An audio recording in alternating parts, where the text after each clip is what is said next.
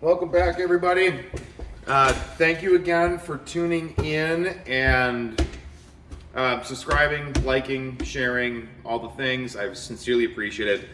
Today, I'm going to walk you through how I make my Yunomis. So, and kind of the decisions I'm making for that. I've got sort of a loose deadline for a lot of pots to be made in the next week or so. So I'm going to try and carve out some time to record some of these so you can walk through with me how I'm doing what I'm doing. As always, if you enjoy this, go down in the description. There's some ways to support the channel down there.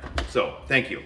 First off, bat is clean, and through the corner you can see the portion of a large section of clay over here. I have a ton of these pre-wadded up, pre-wedged, loosely wedged chunks of clay. They're about a pound. Throwing it down on the wheel, centering. I'm squeezing in and squeezing down at the same time. I do it like this. People have done it like this, like this. There's 1,000 different ways to center, but basically what's going on there, squeezing in, squeezing down. And I'll do it with one hand so you can kind of see up and down like that until essentially your hand's not moving.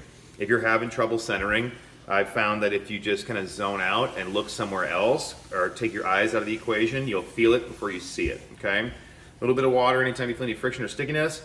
And now with a Yunomi, I want a nice, I like putting kind of a more of a defined foot, carving more of a defined foot after when I'm trimming. So when I drop the well here, I'm just gonna go down not quite as far as I typically would. And I'm guessing I'm gonna leave, I don't know, like somewhere between a 1/2 inch to a 1/4 of an inch of clay between the floor of the pot and the wheel.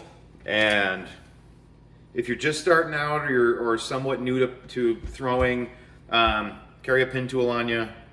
After you drop the well, check it. So you put the pin in the clay, it hits the bat, put your finger where it touches the clay, and then as you come up, you can get a general sense of that. I'd say that's about a 1/2 inch. That's perfect for what I'm looking for. And of course, I'm gonna come through with the sponge, kind of gently smooth that hole over. Okay, so next thing I'm gonna do is I'm just gonna do a very mild pull. So I barely touched the clay. I didn't want to bring too much material up, and I don't want to thin too much material out, but I just want a nice straight wall like that. You'll notice here too, I am compressing the rim. So my left hand, I'm a little ambidextrous, but I throw right-handed. So my left hand is kind of just sort of a control, a gauge, if something along those lines. And then my right finger, I'm just letting the weight of my finger rest on the rim like that. That'll compress the rim a bit. You can also use the sponge to kind of soften it. And then real quickly, I want kind of a landscaped rim with these. So real quickly, I'm just using my middle finger and my thumb to kind of stretch the clay out slightly. You know, for whatever reason right now, I like doing it at 3 spots. I don't think there's any reason that I do that. It's just what I like. When I do that, it typically spreads out a little bit. So I'm actually gonna collar it in just a touch. I have a little bit of I have definitely an A-type, but I have a little bit of an OCD tendencies to me. This waviness, I know, can give people a little bit of some feelings about that. I'm going with it. I like more loose forms. If any of you out there have ever, and there's a lot of potters that do this, but there's one in particular pretty close to my area in town in Minnesota. Her name's Linda Christensen. She makes these gorgeous pots, and you can tell, I mean, they're just years of experience. They're super comfortable, and they're loose. There's throw lines, there's tool marks. They move a little bit. I really dig that. So I'm at the moment somewhat inspired by her pots and just making some forms somewhat similar to that. So this rim now, I don't want to flatten it out. I'm just going to take this wooden rib tool and I'm going to kind of let it sort of bounce. So I'm really not applying much pressure. I'm just letting it bounce off that rim just like that to flatten it out a little bit. The next pull, I'm gonna do a little bit more of an aggressive pull to it. So I'm gonna grab the clay here, and then I'm gonna come up, and my goal is to not really take a lot of time. I slow the wheel down. When I say not really take a lot of time, I'm not being really finicky about where I'm going with it. I like these thick throw lines on there. I want that, another detail, so every time I do a pull, it tends to take the rim and splay it out a little bit. I want that rim to actually have, not quite a 45-degree angle, but somewhere in this region from the inside. So I'm gonna use that wooden tool again and just push that clay in just slightly. Add a little bit of water here. Now, I want to minimize the amount of work and the amount of trimming that I need to do on the bottom. So on this next pull, I'm going to grab the clay, my outside hand, I'm going to push in to really define that foot and bring that clay in.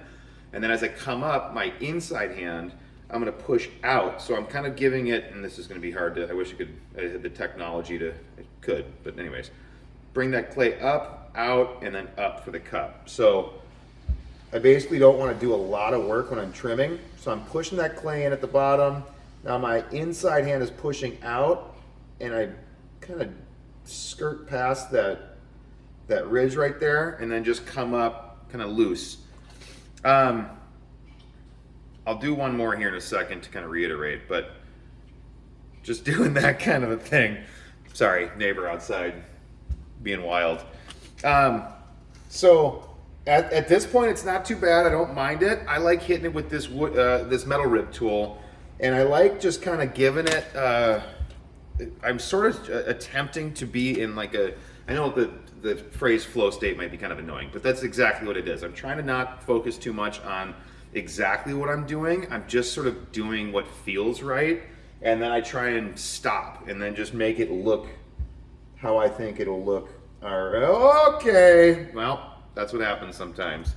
So I threw it way too thin on the sides, and even that slight bit of pressure, you can kind of see how thin that was. That slight bit of pressure just ripped that right in half.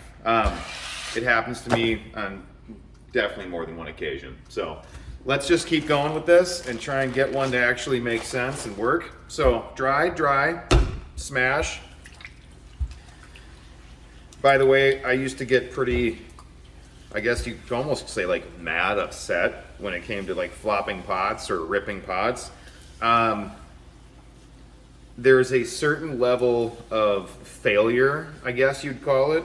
If you want to be real optimistic about it, you could call it a learning experience, but there's a little bit of failure that goes into every day that I experience as a potter, and you kind of just learn to be okay with it. It just happens. So, and I'd like to think that I learn a little lesson every time that happens. So I've opened up the clay. Next pull, coming up with it. And you can tell I kind of slowed the wheel down a little bit. I've been trying to, like, if you've seen a previous video or two, I've been trying to work a little bit slower.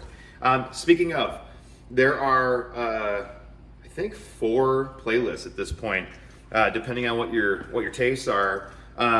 Check those out. Let me know what you think of them. Also, down in the description, there are links to support the channel. If you are finding some value in what I'm doing, if my videos help in any way, shape, or form, there are ways to help keep this thing going, okay?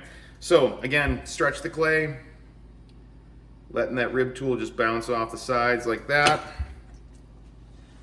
Now I'm gonna do a little bit more of a aggressive pull. Hit that with the wooden rib tool again.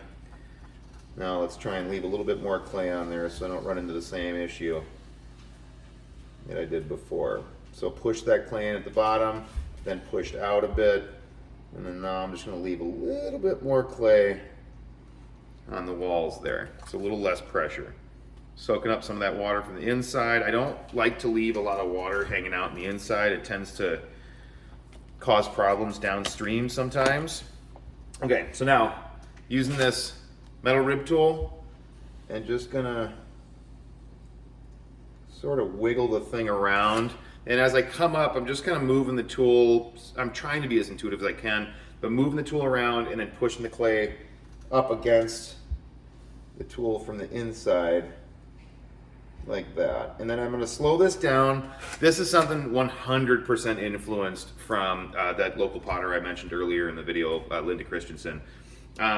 I like this landscaped rim, but I also want there to be like kind of a defined line right here that defines the rim. And I'm going to leave a pretty significant tool mark there. And I'm just going to wiggle this tool around up here to kind of just give it some wonkiness and some weirdness. And then let this metal rib tool bounce off there a little bit. I also like to do the same thing down here where this ledge is going to be. And then when it comes to cups that you're gripping, I personally like a little bit of a waist. So I'm gonna turn the tool, use this edge right here, and just give it a quick sort of push, just a slight push in to give it a little bit of a waist. I mean, you could like legit, you know, press your thumb into it, give it like a full-blown like kung fu grip. But I'm gonna quit while I'm ahead. I'm a very proficient tinkerer. I will definitely overthrow a pot and ruin it. So undercut it, slide it off the wheel, just like that. I'm okay with this one. And those thick throw lines on there, I'm hoping that the sunlight hitting it is leaving a good shadow on this side. But I think that'll look pretty interesting depending on, actually, regardless of how I fire it. I always think those tool marks and all those fun little details are pretty interesting. So, okay, I hope you enjoyed that. I know actually in a recent comment, and forgive me off the top of my head, I can't remember who made it, but they wanted to see how and when I flop pots and what happens. Basically, I just push it too far and you saw it. I mean, it was the first pot that I made today. I'll be rusty for probably the first 5-6 pots, and then usually I get into kind of a rhythm, and then it's like a bell curve, and then I'll for sure just get tired. I'm planning on being here for a couple hours throwing pots. I'm going to upload another video here tomorrow. I'm going to make mug bodies, so basically a mug form, and then shoot. Tomorrow I'll do that. I'll upload the video, and then I'm also going to make a video on how I make handles and attach them. So again, if you enjoy the channel, if you find some value in this, subscribe, like, share, all the things, hit the buttons, whatever you're supposed to do. And then in the description, there is a way to support the channel if you dig it. If you dig it, I will be, once I get up to a certain level, I will 100% be doing some kind of members section that's additional content or personalized content if any of you want some one-on-one help. So again, thank you so much for watching. I sincerely appreciate it, and I hope you all have a great rest of your day. Peace.